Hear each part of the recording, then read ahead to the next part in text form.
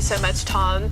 Authorities in Marshall County are investigating a fatal shooting this morning. The triggerman reportedly on the run. News 12's Anthony Miller is live at the scene in Medill. Anthony, do we know anything about the suspect?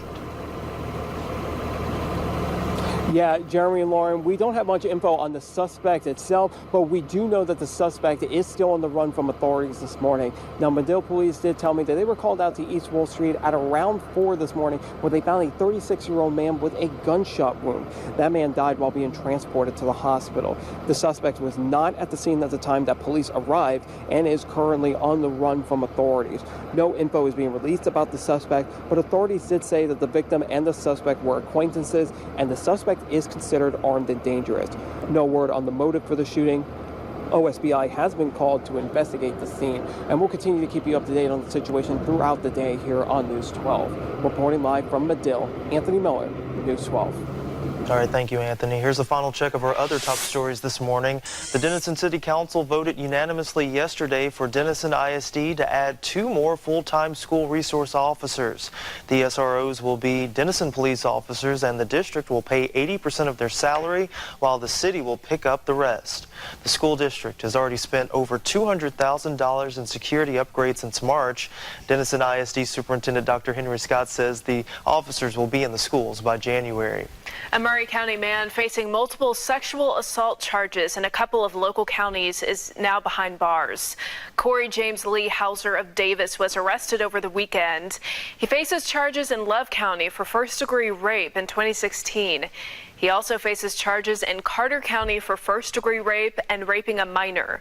Hauser is under a $100,000 bond. Tom, breaking overnight, Sherman police have confirmed they are investigating a robbery that took place this morning. News 12's Anthony Miller is live at the apartment complex where it happened with what we know. Anthony. Yeah, Lauren and Jesse, police are still looking for the suspect of a robbery that happened here at the Baltic apartment complex on East Wells Avenue and South Willow Street that happened this morning. Now, police were called out to the scene just after 1. That's when they were told that the victim was assaulted by a person with a weapon and personal belongings were taken from them. The victim had suffered some injuries, but is expected to be okay. Now, police did say that the suspect is still on the loose this morning, but they don't believe that person poses as a threat to the public. Now, stay with News 12 for more updates. Reporting live from Sherman, Anthony Miller, News 12. All right, thanks so much, Anthony. And now here's a quick look at our other top stories this morning. Touted as a doomsday underground luxury development, the future of Trident Lakes is now up in the air. Developer John Eckerd has filed for bankruptcy. Eckerd's the developer behind the $320 million Trident Lakes project off Highway 56 in Ector.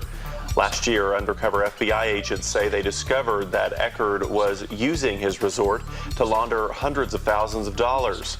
Now, his bankruptcy filing lists his assets and liabilities between $1 and $10 million. Eckerd's now out of jail on bond and negotiating a plea deal with federal prosecutors. A man has now been indicted for a nearly 4-hour standoff with Sherman police. Police say Brandon Schindler is charged with aggravated assault with a deadly weapon. Back in May, officers were going to serve a warrant at a home on East Chaffin near North Willow when Schindler refused to come outside. They sent in a SWAT team and he surrendered peacefully. Oklahoma's Attorney General says he's assigning a team of lawyers to advise him on matters surrounding the Board of Health's decision to insert last-minute restrictions on the state's new medical marijuana industry.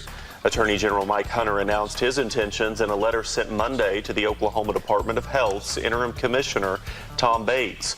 Bates asked for Hunter's advice after the agency was the subject of 2 separate lawsuits over the board's decision last week to adopt last-minute changes that ban the sale of smokable marijuana and require a pharmacist at every dispensary. Breaking news overnight, an Amber Alert issued out of Choctaw County. The sheriff's office says they're looking for 7-month-old Cohen Wilson, who they say was abducted from the Soper area. Authorities say Cohen was taken by Candy Jo Rayburn after she learned of an emergency guardianship granted, ordering her to give the child over to the biological father. We're told she may have gone towards the Bonham area. She's described as being around 5'3", around 103 pounds with reddish hair. Rayburn was last seen driving a white color 2009 Chrysler 300 with the Texas license plate number you see on your screen there. Contact police if you've seen her. I don't know how you could be driving down the street and not know what you hit. Straight ahead, an 11-year-old boy in the hospital after being hit by a car over the weekend. What one neighbor heard just before they called 911. And another kid in the same town hit by a car yesterday, what police say may have saved his life. Plus, an area sheriff's office looking to remodel its 4-decades-old jail. Their plans to improve it coming up. Good morning, everyone. It's 6:30 straight ahead. Today is a national day of mourning for former President George H.W. Bush. How Washington and the nation are saying goodbye. And the connection George H.W. Bush had to Texoma during his early campaigning days. We hear from people who remember him in ways that are personal to them. Plus, a strong cold front could bring wintry weather to Texoma this week. Tom Miller will give us the latest on that possibility. These stories and more are next. The news starts right now. Straight ahead, less than 48 hours after he had a gun pointed at him, we hear from the convenience store clerk on how he escaped a holdup alive. And a dog attack in Marshall County leads to an arrest. Details coming up. Plus, loud booms and the ground shaking, but it was not an earthquake, what was felt in Texoma. It's 6:30 straight ahead. Oklahoma teachers will see a pay raise for the upcoming school year, but where does it rank among teacher salaries in the nation? And the Sherman Library reopens. What residents thought of the multi-million-dollar renovations. Plus, it is cricket season in Texoma when you can expect them to leave for the year. These stories and more are next. The news starts right now. This Friday, November 23rd. Coming up on News 12 a.m., folks in Texoma looking out for one another, serving hundreds of people to make sure no one went hungry on Thanksgiving. And millions of spectators bundled up and braved the cold to catch the Macy's Thanksgiving Day Parade. Plus, since Thanksgiving is over, it's beginning to look a lot like Christmas across Texoma. Two popular holiday attractions open up today. It's 6:30, straight ahead. Construction on I-35 causing closures. What ramps will be closed and for how long? And Calera City Council members looking to change ODOT's current plans for a new exit in town. Details coming up. Plus, a college expo held for students to show off some of their innovations. These stories and more are next. All right, thank you, Eva. The week of national mourning for President George Herbert Walker Bush has come to an end. After 3 days of lying in state on Capitol Hill, a funeral at the National Cathedral, and another service at his church in Houston, the nation's 41st president was laid to rest yesterday. Mark Liverman has more. Amazing. Final farewells in Texas for President George Herbert Walker Bush yesterday. A funeral was held at St. Martin's Episcopal Church in Houston, where he and his late wife Barbara were members for more than 50 years. He left a simple yet profound legacy to his children, to his grandchildren, and to this country. Service.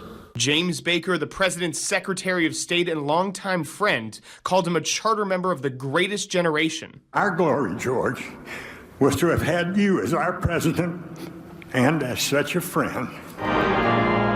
Following the service, the nation's 41st president was placed on a train marked 4141 for a 70-mile trip to his burial on the grounds of the Bush Presidential Library. Thousands of residents in small towns along the way gathered to wave goodbye. It's unbelievable. I mean, as soon as it passed, it's like you take a moment for yourself and really to reflect. In College Station, 2,000 cadets saluted the hearse as it drove up to the library. Navy jets flew overhead in the missing man formation. And a 21-gun cannon salute, all in tribute to the late president's service as a World War II combat pilot. Somebody who dedicated basically their entire life to our country. That's the example we want to follow. Mr. Bush was buried alongside Barbara and their daughter Robin, who died in 1953. Mark Liverman, CBS News. In the early 80s, a Sherman Middle School mailed over 200 letters to people the students admired and considered successful. About 100 people responded. One of those was the late President George H.W. Bush. He was vice president at that time. The former principal told News 12's Meredith McCowan what the letter said. It says, each of us is called to special gifts or jobs, but all of us are called to excellence. It is vital that we teach integrity, industry, and humility to our youth. Sincerely, George Bush. You never know what ripple effect an idea is going to obtain. Former Pioneer Middle School principal Dr. Jack Noble and the librarian at the time wanted to motivate their students going into a new decade. We would identify some people who our students felt like had been successful in their work or successful in life. And send them a letter. We let the students pick the people. Over 200 letters sent. About half wrote back. Singers, authors, poets, athletes, Tom Landry, Roy Clark, Jacques Cousteau, to name a few. And this one, addressed from the Vice President of the United States, December 28, 1983. He was a peacemaker sort of person. And so we need more of who he was right now. A correspondence Noble treasures. He was a man of strong faith, so it's a great loss to America, really. Mr. Bush charged the Sherman students with a goal he decided early on, to try to do their best, no matter their job or circumstance. Each job, as every person, deserves respect and commitment. And that was Meredith McCown reporting. He ended the letter with this line: "Our children are our future, and in the guidance and examples we give them lies our greatest hope." Well, last night, the 5th annual lighting of the Denison Christmas tree in downtown took place, and it was followed by the annual parade.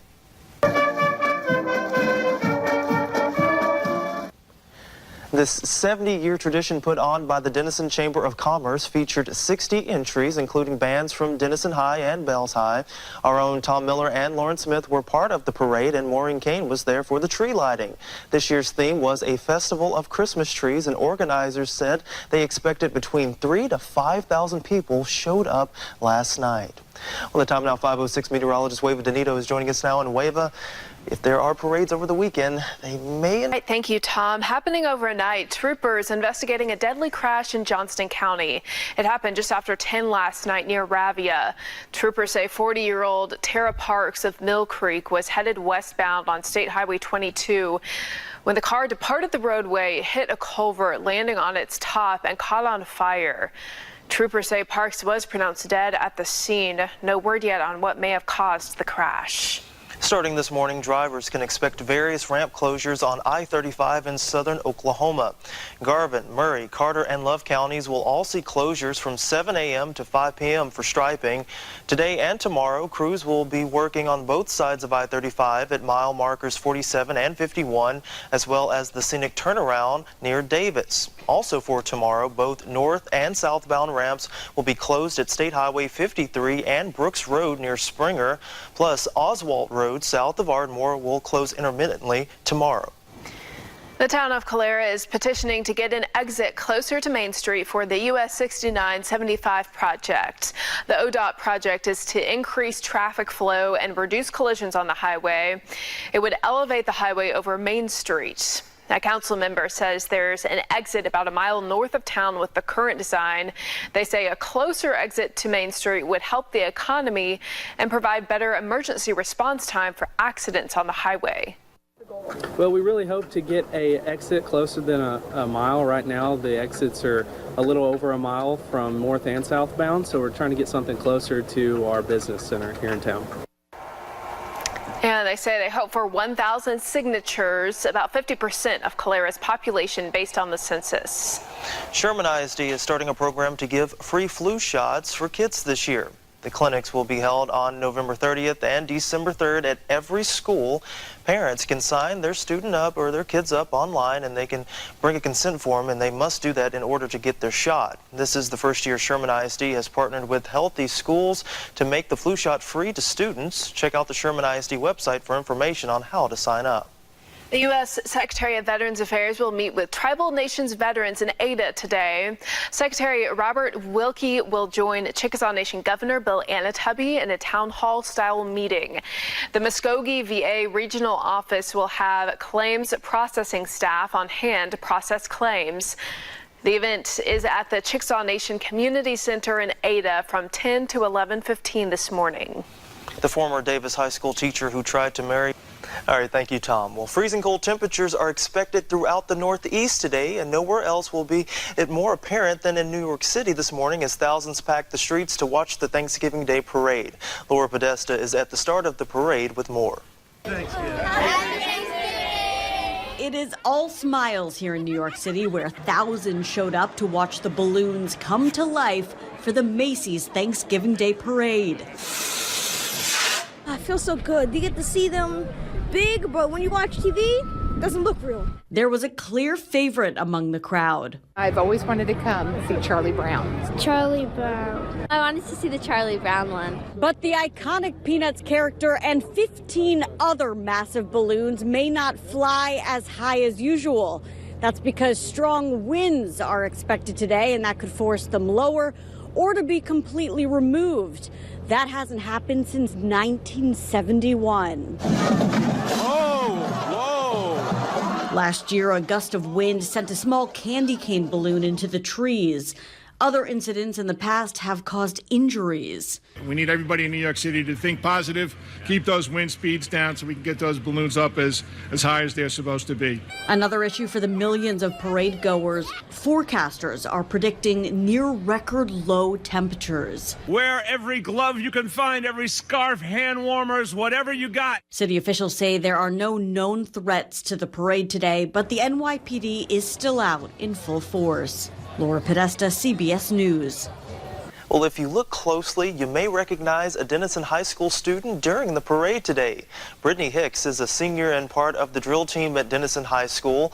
Dancing since she was 3 years old, her lifelong passion got her into the parade. She will join the Spirit of American Dance Group as the opening act when they walk through the streets of New York City, and it's actually not her first time taking part in the historic parade. It's my second time. My cousin did it, I guess, my 6th grade year, and so it's been a dream ever since then. Next year, the entire Denison Stingerettes drill team is expected to participate in the same parade. And a number of free Thanksgiving meals are scheduled today in communities across Texoma. Here are a few. Nick's Family Restaurant in Denison is serving a free lunch from 11 to 4. Trinity United Methodist Church in Denison has a free lunch from 11 to 2. Families Feeding Families free Thanksgiving meal is happening in Durant from noon to 2. And the Kingston Church of Christ is serving a free meal from 11 to 2. For a list of other free Thanksgiving Day meals, visit our website or our app. And if you don't see an event there, let us know so we can add it to the list. Well, we want to ensure that you and your family have a happy and safe Thanksgiving, and to help with that prep, Matt Napolitano tells us how we can avoid holiday food hazards. Who doesn't enjoy a delicious home-cooked meal on Thanksgiving?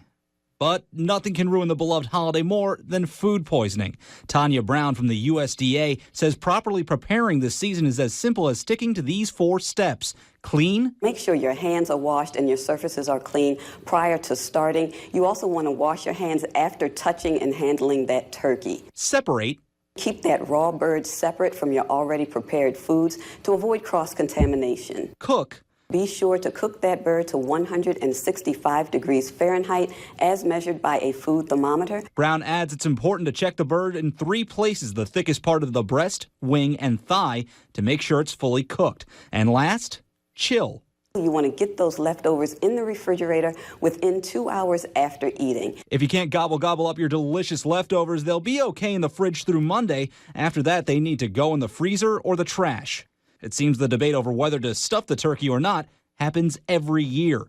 We do not recommend that you stuff your bird. This is because the inside cavity doesn't hit the 165-degree mark as quickly as the meat. Experts suggest preparing your dressing separately, then placing in the turkey. Plan on deep frying your bird? You don't want to drop a frozen turkey inside of that boring oil. Make sure it is fully thawed and dry before slowly lowering it into the oil. Fire officials remind home chefs the #1 cause of house fires, leaving the stove unattended. Matt Napolitano, Fox News. Almost 4 million Texans are set to be traveling this year for Thanksgiving. News 12's Kristen Weaver talked to some of those travelers who are enjoying low gas prices in some parts of Texoma. You know, I'll eat all morning tomorrow and sleep tomorrow afternoon. Visions of turkey and stuffing are Bill Adkins' motivation to fight Wednesday's travel traffic. It's getting difficult. That's what I'm trying to do is get home. And it's going to get tougher as the day goes by. Adkins is filling up his tank at $1.98 a gallon to get to Abilene and his 5 kids and 11 grandkids. I don't know what's going on with the gas prices. It's just fantastic, but hopefully it'll stay like this all the way to Abilene. Just cooking some turkey, and we got a new baby on the way. Sammy Boswell's Thanksgiving destination is Texoma. He's fighting lines for gas with family from Spiro, Oklahoma. Lord, it's hard to get in the gas station today. I guess gas is pretty cheap. Diesel's pretty cheap anyways. Yeah, pretty hectic in here. It took us 20 minutes to get filled up. But a lot of people aren't leaving home for the holiday. I'm not traveling because, as you can see, it's already crazy and hectic. Marie Robbins says her whole family lives in Sherman Denison. She was filling up Wednesday to get last-minute Thanksgiving food. Happy, yay, because they have been high for way too long, and I'm just excited because I'm filling up now, so that's great. AAA says gas prices are dropping by the day, just one of many things locals say they're thankful for. So everybody, happy Thanksgiving. God bless America. And that was Kristen Weaver reporting. Prices are way up once you get past the Red River. Carter County is about $2.40 a gallon on average. Well, the time now 5:08 meteorology.